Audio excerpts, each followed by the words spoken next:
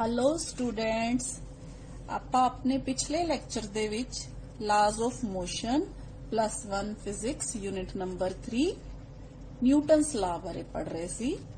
ਆਪਾਂ last lecture ਦੇ ਵਿੱਚ ਨਿਊਟਨਸ ਲਾ ਜਿਹੜਾ ਹੈ ਉਹਦਾ ਸੈਕਿੰਡ ਲਾ ਕੀਤਾ, ਨਿਊਟਨ ਦਾ ਸੈਕਿੰਡ ਲਾ ਕੀਤਾ, ਜਿਹਦੇ ਚ ਆਪਾਂ ਪੜਿਆ ਕਿ ਜਿਹੜੀ ਫੋਰਸ ਹੈ ਉਹ ਮਾਸ ਇਨਟੂ ਐਕਸਲਰੇਸ਼ਨ ਦੇ ਬਰਾਬਰ ਹੁੰਦੀ ਹੈ। ठीक है बेटा, ਅੱਜ ਆਪਾਂ ਸੈਕਿੰਡ ਲਾ ਬਾਰੇ ਕੁਝ ਹੋਰ ਇੰਪੋਰਟੈਂਟ ਪੁਆਇੰਟਸ ਆ ਜਿਹੜੇ ਉਹਨਾਂ ਨੂੰ ਡਿਸਕਸ ਕਰਾਂਗੇ। ਹਾਂਜੀ ਬੇਟਾ, ਆਪਾਂ ਸੈਕਿੰਡ ਲਾ ਦੇ ਵਿੱਚ ਪੜਿਆ F = ma।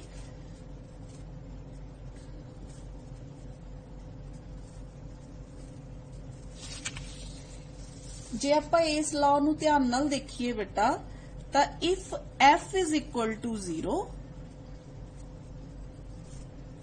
implies A = 0।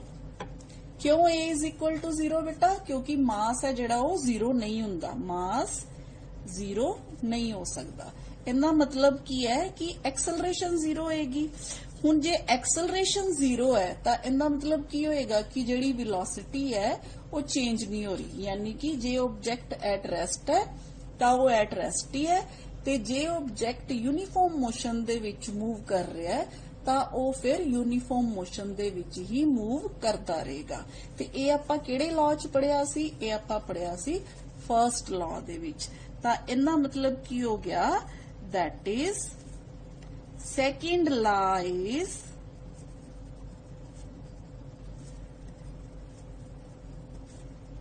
consistent with the first law. ठीक है बेटा, इनका मतलब जिहड़ा फर्स्ट ला है वो भी की है सैकेंड ला दे विच छिपया होया है। मतलब सैकेंड ला फर्स्ट ला जिहड़े है फर्स्ट ला नू भी जिहड़ा सैकेंड ला है वो एक्सप्लेन करता है। ठीक है, सैकेंड पॉइंट बेटा, second law of motion is a vector law. It is equivalent to 3 equations, one for each component of the vector. What does it mean beta? It means fx is equal to dpx divided by dt, which means max। ठीक है, यानी कि जे आपा x axis वाल force लगाने आ ਤਾਂ ਉਸ direction ਦੇ ਵਿੱਚ ਫੋਰਸ ਹੈ ਤਾਂ x ਐਕਸਿਸ ਵੱਲ ਹੈ ਜਿਹੜੀ ਐਕਸਲਰੇਸ਼ਨ ਕਾਊਂਟ ਹੋਏਗੀ। ਇਸੇ ਤਰ੍ਹਾਂ ਬੇਟਾ ਕੰਪੋਨੈਂਟਸ ਜਿਹੜੇ ਬਾਕੀ ਦੇ Fy = dpy divided by dp, it means may। ठीक है, similarly Fz = dpz divided by dt, it means m into az। हाँ जी बेटा, इत्थों ये पता चलता है, मान लो जिहड़ी फोर्स है वो पैरेलल नहीं है वेलोसिटी दे, मतलब जिधर नू वेलोसिटी दी डायरेक्शन है फोर्स दी डायरेक्शन उधर नहीं है। ठीक है, then if force makes some angle with velocity then it changes only the component of velocity along the direction of force। जिवें आपां बेटा प्रोजेक्टाइल दे केस च देखिया सी ना, जदों आपां देखिया सी ux है जिहड़ी ओ एंड तक है जिहड़ी चेंज नहीं हुंदी, पर uy है जिहड़ी ओ चेंज हुंदी रहिंदी है। ठीक है, हां जी, नेक्स्ट पॉइंट बेटा, the second law of motion is applicable to a single point particle। what does it mean बेटा?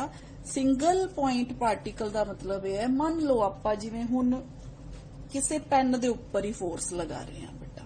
ठीक है, आपां की चाहते हैं? पेन दे उपर फोर्स लगा के इस पेन नू डिस्प्लेस करना चाहते हैं। देखो बेटा, इनू डिस्प्लेस करने वास्ते मैं जे बिल्कुल इनदे सेंटर च फोर्स लगाऊंगी, ठीक है, आ देखो ये टेढ़ा जा रहा है, पर जे मैं इनदे सेंटर च फोर्स लगाऊंगी तो ये बिल्कुल स्ट्रेट जाएगा। ठीक है, जे मैं इधर फोर्स लगाऊंगी ये इधर नू मुड़ जाएगा, जे मैं इनदे एस पॉइंट ते फोर्स लगाऊंगी तो इधर नू मुड़ जाएगा। ठीक है, हुण ये स्ट्रेट कदों जाएगा? जदों मैं बिल्कुल इनदे मिड पॉइंट ते यानी कि इनदे सेंटर ऑफ मास ते फोर्स लगाऊंगी तो ये होल बॉडी है जिहड़ी अगे नू चलना शुरू कर देगी। ਤਾਂ ਇੱਥੋਂ ਇਹ ਪਤਾ ਚੱਲਦਾ ਹੈ ਬੇਟਾ ਕਿ ਸਿਸਟਮ ਆਫ ਪਾਰਟੀਕਲ ਦਾ ਮਤਲਬ ਇਹ ਹੈ ਕਿ ਜਿਹੜੀ ਵੀ ਰਿਜਿਡ ਬਾਡੀ ਹੈ ਨਾ ਉਹ ਕਿੰਨੇ ਸਾਰੇ ਪਾਰਟੀਕਲਸ ਨੂੰ ਮਿਲਾ ਕੇ ਬਣੀ ਹੁੰਦੀ ਹੈ। ਦੇਖੋ ਹੁਣ ਜਦੋਂ ਆਪਾਂ ਇਸ ਬਾਡੀ ਦੇ ਉੱਪਰ ਫੋਰਸ ਲਗਾਉਂਦੇ ਆ ਤਾਂ ਜਿਹੜੀ ਫੋਰਸ ਹੈ ਉਹ ਹੋਲ ਬਾਡੀ ਦੇ ਉੱਪਰ ਲੱਗਦੀ ਹੈ, ਮਤਲਬ ਪੂਰੀ ਦੀ ਪੂਰੀ ਬਾਡੀ ਤੇ ਲੱਗਦੀ ਹੈ, ਪੂਰੇ ਦੇ ਪੂਰੇ ਆਬਜੈਕਟ ਤੇ ਲੱਗਦੀ ਹੈ ਤੇ ਪੂਰੇ ਦਾ ਪੂਰਾ ਆਬਜੈਕਟ ਹੈ ਜਿਹੜਾ ਇਹ ਐਕਸਲਰੇਸ਼ਨ ਨਾਲ ਜਿਹੜਾ ਹੈ ਐਕਸਲਰੇਟ ਕਰਦਾ ਹੈ। ਠੀਕ ਹੈ, ਇਹ ਜਿਹੜੇ ਅੰਦਰ ਵਾਲੇ ਪੁਆਇੰਟਸ ਹੈ ਨਾ ਇਹਨਾਂ ਦੇ ਵਿੱਚ ਜਿਹੜੀ ਇੰਟਰਨਲ ਫੋਰਸ ਲੱਗ ਰਹੀ ਹੁੰਦੀ ਹੈ ਨਾ ਉਹਨਾਂ ਦਾ ਇਸ ਫੋਰਸ ਨਾਲ ਕੁਝ ਲੈਣਾ ਦੇਣਾ ਨਹੀਂ ਹੁੰਦਾ।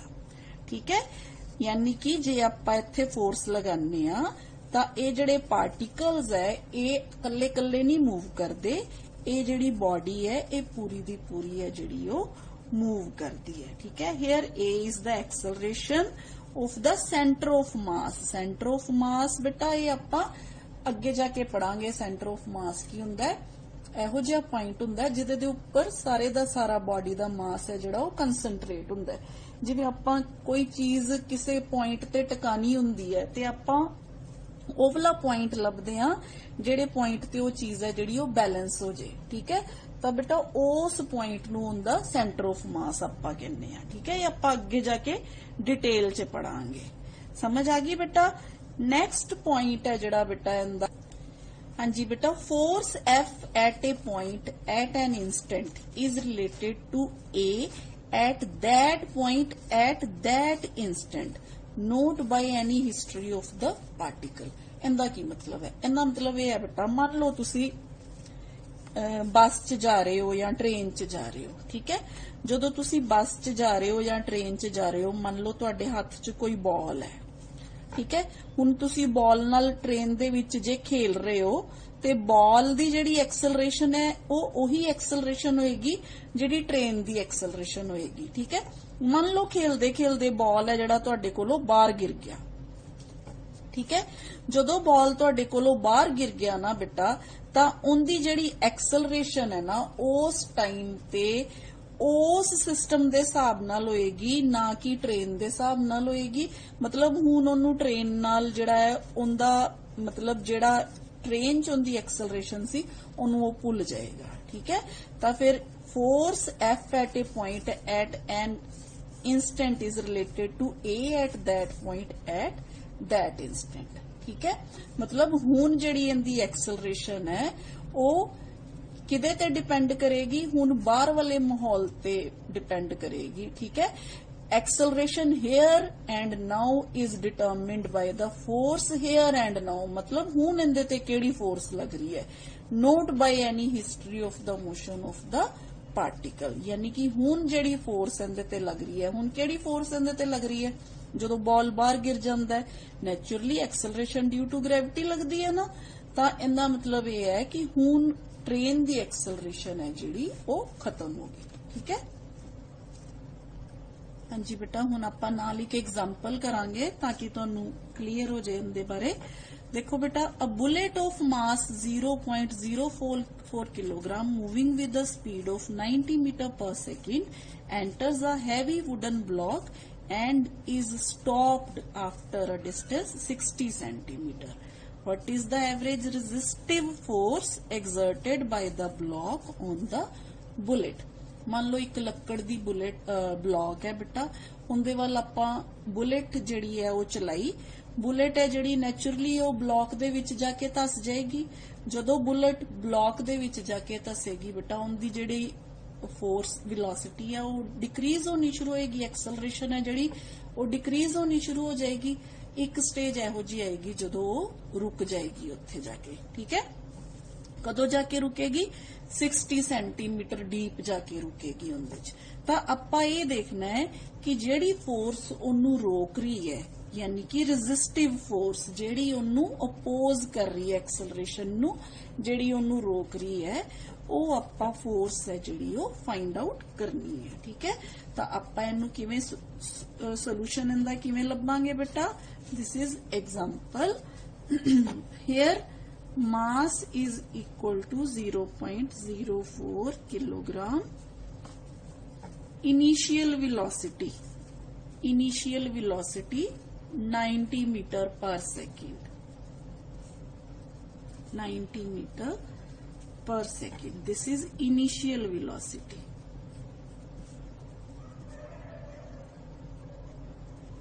हाँ जी बेटा, फाइनल वेलोसिटी की होएगी? आपां क्या इज स्टॉप्ड। जदों भी आपां स्टॉप्ड की गल करते हैं, जदों आपां कहने हैं कि जिहड़ी चीज है रुक जाती है जाके, तो आपां उदों आपां पहला भी डिस्कस किया सी, उदों आपां फाइनल वेलोसिटी कितनी लैंदे आ बेटा? 0 लैंदे आ। ठीक है, ते डिस्टेंस कितना दिता है जिथे जाके रुक जाती है? 60 सेंटीमीटर, यानी कि 0.6 मीटर। ठीक है, हुण ये सारा कुछ अपने कोल है, पर फोर्स निकालन वास्ते आपां नूं की चाहिदा बेटा? एक्सलरेशन चाहिदी है। मास तां आपां नूं दित्ता होया है, पर आपां नूं एक्सलरेशन नहीं दित्ती हुई। तो एक्सलरेशन निकालन वास्ते इस सिचुएशन के हिसाब नाल अपने कोल जिहड़ा फॉर्मूला बनता है, वो बनता है बेटा v² minus u² is equal to 2as। ठीक है, v² अपने कोल 0 आ गया, minus u² is equal to 2as। ठीक है, आपां इत्थों की कैलकुलेट कर लांगे? a कैलकुलेट कर लांगे, minus u² divided by 2s, यानी कि minus 90 into 90 divided by 2 into 0.6 is equal to, ये अपने को आ जाएगा बेटा minus 6750 metre per second square. ठीक है, एक्सलरेशन है जिहड़ी वो आपां काउंट जिहड़ी है फाइंड आउट कर ली, यानी कि ए अपने को आ गई minus 6750 metre per second square. This is retardation. क्यों रिटार्डेशन? क्योंकि साइन है जिहड़ा अपने कोल नेगेटिव आ रहा है। तो हुण अपने कोल फोर्स किदे बराबर होएगी? देन फोर्स, रेजिस्टिव फोर्स आपां इहनूं कहांगे, resistive force F is equal to ma, that is F अपने कोल किदे बराबर आ गया बेटा? 0.04 किलोग्राम इंटू आपां मैग्नीट्यूड लांगे बेटा 6750 मीटर पर सेकेंड स्क्वायर। जदों आपां इहनूं बेटा कैलकुलेट कर लांगे तो अपने कोल जिहड़ी इक्वेशन है इहदा आंसर आएगा 270 न्यूटन। ठीक है, ये है बेटा अपने कोल रेजिस्टिव फोर्स। ये जिहड़ी रेजिस्टिव फोर्स है ना, इनू आपां एक्चुअली आपां इनू एवरेज रेजिस्टिव फोर्स कह सकते हैं बेटा, क्योंकि जिहड़ी फोर्स है वो मतलब कॉन्टीन्यूसली लगती है, इकोदम नहीं लगती। ठीक है, तो आपां इनू की कहांगे बेटा? Average resistive force which is 270 newton. Clear है बेटा? एक और एग्जांपल देखो बेटा। The motion of a particle of mass m is described by y is equal to ut plus half gt square. Find the force acting on the particle. y दिता होया है तुहानू, यानी कि जिहड़ा है पोजीशन दिती हुई है अलोंग y एक्सिस मान लो। ठीक है, पोजीशन दिती है तुहानू, हुण तुसी इहदे ते कितनी फोर्स लगदी है वो फाइंड आउट करनी है। अगेन बेटा फोर्स फाइंड आउट करन वास्ते आपां नू एक्सलरेशन जरूरी है, क्योंकि इत्थे फिर दिता है मास m है बट एक्सलरेशन नहीं दिती हुई। ठीक है, तो अपने कोल इक्वेशन है बेटा y is equal to ut plus half gt square. ठीक है, तो आपां हुण इहनूं की करांगे? dy by dt कैलकुलेट करांगे। dy by dt क्यों? वेलोसिटी कैलकुलेट करन वास्ते। ठीक है, dy by dt is equal to d by dt of ut plus half gt square, यानी कि u प्लस हाफ इंटू 2 अगे आ गया 2 इंटू g इंटू t, यानी कि अपने कोल आ की हुंदा displacement divided by time velocity. This is velocity. Velocity is equal to u plus 2 ਨਾਲ 2 कैंसल gt। ठीक है, ये आ गई बेटा तुहाडे कोल वेलोसिटी। हुण नैचुरली जे आपां वेलोसिटी नूं फिर डिफरेंशिएट कर दांगे, इहदा डेरिवेटिव ले लांगे तां अपने कोल एक्सेलरेशन आएगी। Now acceleration is equal to dv by dt, d by dt of u plus gt, यानी कि a इज इक्वल टू इंदा एक्सेलरेशन, इंदी डेरिवेटिव 0 आ गया बेटा, इंदा आ गया g, 0 plus g, that is a is equal to g। ठीक है, so f is equal to m into g।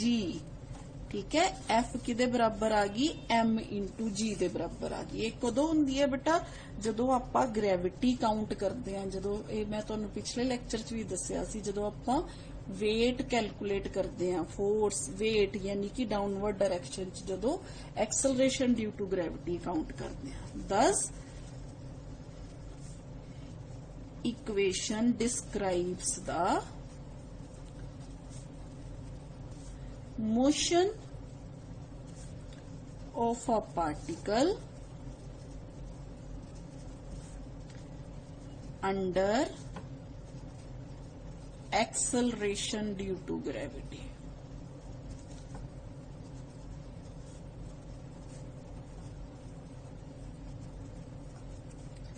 And y is the position coordinate in the direction of g। ठीक है बेटा, क्लियर है? हाँ जी बेटा, नेक्स्ट टॉपिक करन तो पहला आपां थोड़े जे कंचे खेलते हैं। ठीक है, हाँ जी बेटा, ए कंचा जिहड़ा है रेस्ट ते है। ठीक, हुण आपां इहदे नाल इहनूं फोर्स लगावांगे, यानी कि इनू आपां चोट लगावांगे। जदों आपां इनू चोट लगावांगे बेटा, ए देखो चोट लगान नाल की है, उनदा मोमेंटम चेंज हो गया। ठीक है, यानी कि आपां फोर्स लगाई, थोड़ी देर वास्ते उहदे नाल टकराया, टकरान तो बाद उन्हें इनदा मोमेंटम है जिहड़ा चेंज करता। सेम यही चीज तुसी कैरम च देखदे हो, कैरम खेलदे हो ना, कैरम च देखदे हो जदों स्ट्राइकर नाल तुसी गीटी नूं मारदे हो बेटा, स्ट्राइकर है जिहड़ा ਉਹ थोड़ी देर बाद रेस्ट च आ जाता है, पर जिहड़ी गीटी है वो की है, चलना शुरू कर दिंदी है। ठीक है, यानी कि गीटी दा मोमेंटम भी चेंज हो गया, स्ट्राइकर दा मोमेंटम भी चेंज हो गया। सिमिलरली बेटा जदों तुसी बॉल नूं दीवार नाल मारदे हो, ठीक है, बॉल है जिहड़ी दीवार नाल बाउंस होके वापस आ जाती है। हुण जिहड़ी दीवार है वो बॉल दे उपर बहुत शॉर्ट टाइम वास्ते फोर्स लगांदी है। ठीक है, हुण आपां उस फोर्स नूं कैलकुलेट नहीं कर सकते, ना ही आपां फोर्स नूं कैलकुलेट कर सकते हैं, ना ही आपां उस टाइम ड्यूरेशन नूं कैलकुलेट कर सकते हैं। यानी कि जदों आपां इहनूं चोट मारी ते जिन्ने टाइम इहदे नाल टकराया वो बहुत स्मॉल टाइम है, बहुत ही स्मॉल टाइम है। वो टाइम है जिहड़ा वो आपां कैलकुलेट नहीं कर सकते, पर आपां force into time duration calculate कर सकते हैं, जिन्नू आपां की कहने आ बेटा चेंज इन मोमेंटम। ठीक है, तां इस चीज नू आपां जिहड़ी फोर्स ते टाइम दा कंबीनेशन हुंदी है, किसी भी चीज ते मतलब फोर्स लगान नाल किन्ने टाइम ते फोर्स लगान नाल किन्ना उस चीज दा मोमेंटम चेंज हो जाता है, आपां इनू इंपल्स नाल मेजर करते हैं। ठीक है, तां अपना जिहड़ा नेक्स्ट टॉपिक है बेटा वो है impulse, which is force into time duration, यानी कि change in momentum.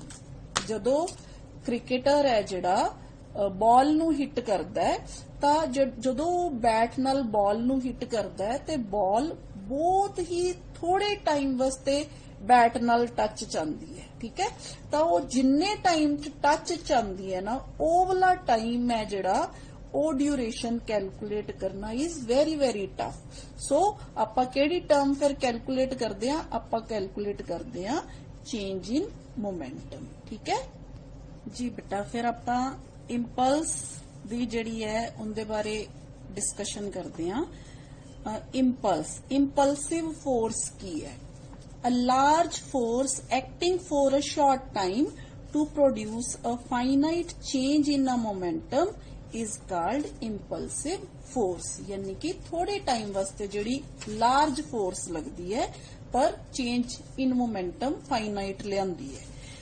Example, force exerted by a bat while hitting a ball। Cricket they which ball नू हिट करन ते जिहड़ी फोर्स लगाने आपां उन्नू इंपल्सिव फोर्स कहने हैं। ਤਾਂ ਫਿਰ बेटा इंपल्स ऑफ फोर्स ਦੀ ਫਿਰ डेफिनेशन की होगी अपने कोल? It is the total effect of large force which acts for a short time to produce a finite change in momentum and is defined as the product of the force and the time for which it acts। यानी कि impulse है जिहड़ी अपने कोल is equal to force into time duration। इहदे बराबर है जिहड़ी अगों फिर किदे बराबर है बेटा? Again equals to total change in momentum. ठीक है। Next impulse is vector quantity. एक ही है बेटा वेक्टर क्वांटिटी है।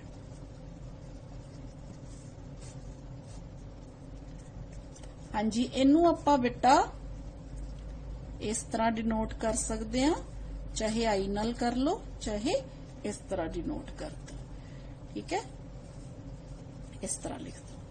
हाँ जी, ते डायरेक्शन इनदी केड़ी हुंदी है? जेड़ी फोर्स दी डायरेक्शन हुंदी है। ठीक है, और द चेंज इन मोमेंटम दी डायरेक्शन हुंदी है। It's direction is same as that of force और चेंज इन मोमेंटम, क्योंकि चेंज इन मोमेंटम दी डायरेक्शन भी वही हुंदी है जिहड़ी फोर्स दी डायरेक्शन हुंदी है। ठीक है, तो इनू आपां बेटा किस तरह इनू आपां फोर्स इनटू टाइम किद्दां इनू आपां प्रूव करांगे? ये देखिए आप। हाँ जी बेटा, आपां impulse as the product of force and time किवें कैलकुलेट करांगे? आपां मान लैने आ बेटा, suppose a force F acts for a small time dt, then अपने कोल फोर्स है जिहड़ी डेल्टा, जदों आपां कहने स्मॉल टाइम वास्ते लगदी है तो इंपल्स फिर किदे बराबर हुंदी है? अपने कोल इंपल्स किदे बराबर होएगी बेटा? Is equal to force into that small time. ठीक है, force into small time interval.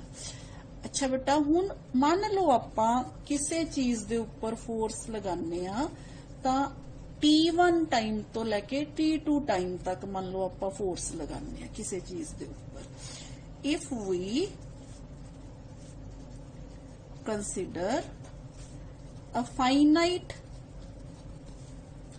time interval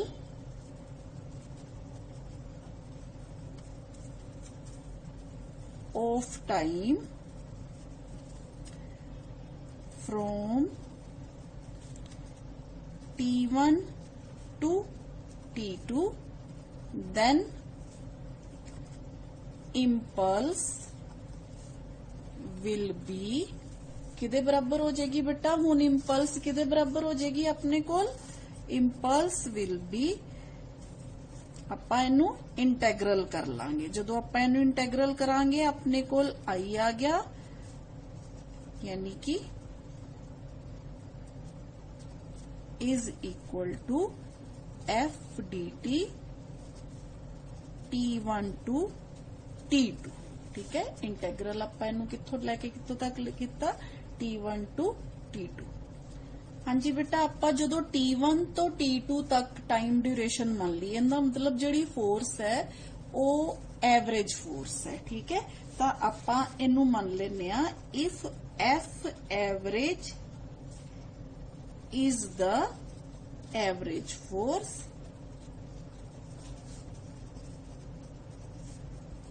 then impulse is equal to T1 to T2 integral of F average dt। ठीक है, ਹੁਣ क्योंकि फोर्स है ਜਿਹੜੀ ਉਹ कांस्टेंट है, ਆਪਾਂ उस फोर्स ਨੂੰ टाइम चेंज हो रहा है T1 to T2, तो अपने कोल इंटेग्रल आ गया बटा इनदा F average T1 to T2। ਜਦੋਂ ਆਪਾਂ ਲਿमिट्स पुट करांगे अपने कोल आ गया बटा F average is equal to T2 minus T1 into T2 minus T1। ठीक है, F average into T2 minus T1। तो बेटा दिस T2 माइनस T1 जे आप मान लीए delta T, if T2 minus T1 small time interval है, आप मान लिया delta T, then impulse is equal to F average into delta T। ठीक है, thus impulse is equal to force, ठीक है, into time duration। ठीक है, impulse of force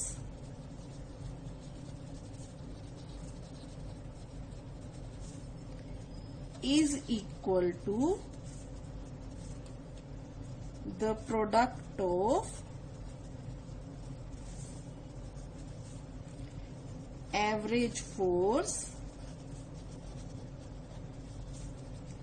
and time interval